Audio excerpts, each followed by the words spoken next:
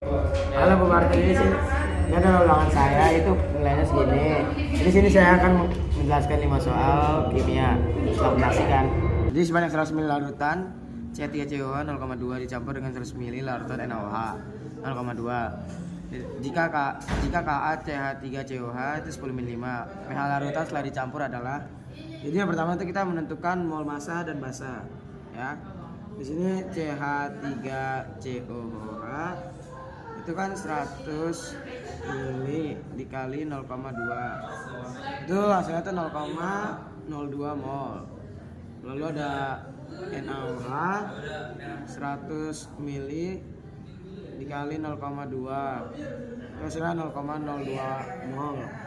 Lalu kita netralisasikan reaksinya dari CH3COOH aquos ditambah NaOH aquos, ya kan, dinetralisasikan jadi CH3COH jadi CONH aquos ditambah H2O, kan?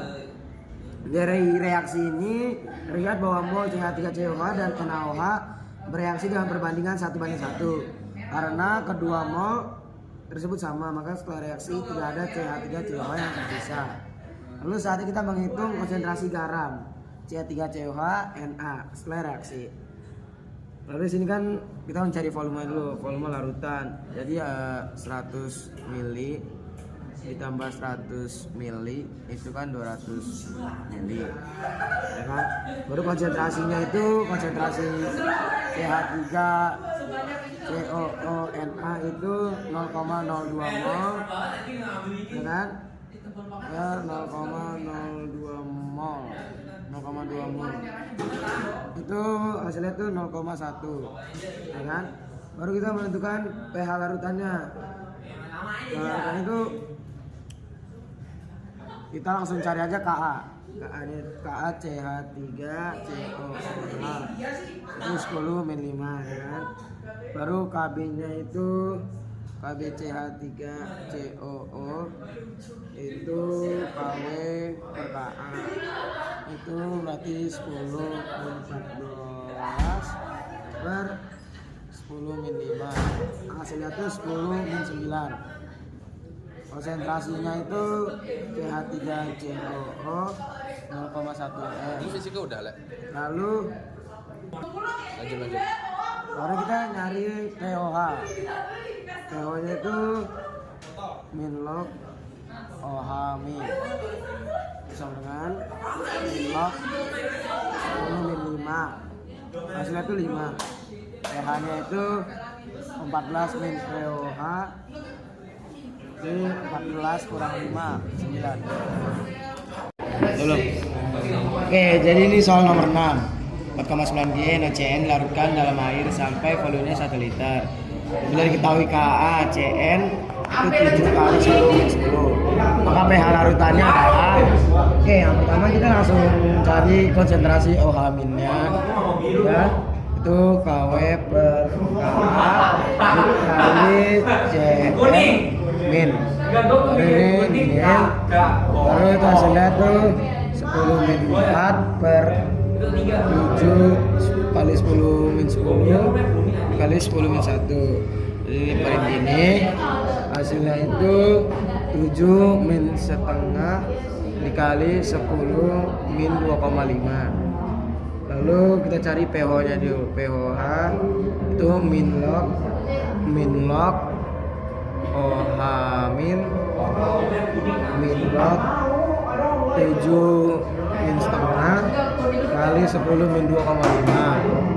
Itu hasilnya itu 2,5 plus setengah log 7. Kita cari pH nya.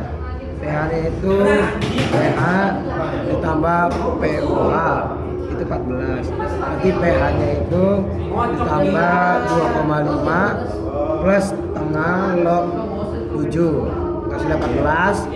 Lalu pH nya itu 14 dikurang 2,5 ditambah setengah log 7, jadi hasilnya itu 11,5 kurang setengah log 7. Terima kasih. Oke, jadi sini adalah tuliskan reaksi hidrolisis dari garam berikut dan tentukan sifat garamnya. Yang pertama itu ada NH4 2CO3. Itu Kb lebih besar daripada Ka. Jadinya itu hidrolisis sempurna atau total yang bersifat basa. Kedua itu ada NH4 2SO4. Itu hidrolisis sebagian bersifat asam. Lalu sini ada Na2SO4 tidak terhidrolisis karena kuat atau netral.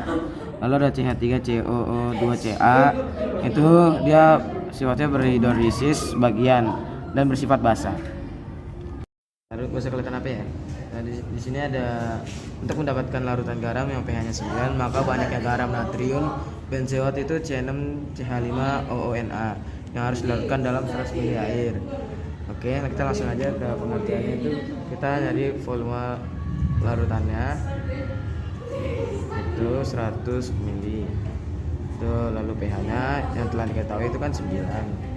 Berarti kita cari konsentrasi H+ dulu. Itu 10-9 M. Dari sini POH nya itu 14 min pH. POH itu 14 min 9 itu kan 5. Konsentrasi OH minnya itu 10 min 5 N. Lalu berarti di sini C6H5OONa nya itu kita netralisasikan dulu, jadi C6H5COO min ditambah Na plus. Di sini tuh 6 kali 10 min 1 M. Di sini sama 6 kali 10 min 1 M. Di sini juga sama 6 10 min 1 M. Lalu kita cari M-nya ya kan. 6H5COONa. Itu berarti M per MR dikali 1000 volume. Ya kan? Di sini 6 kali 10 min 1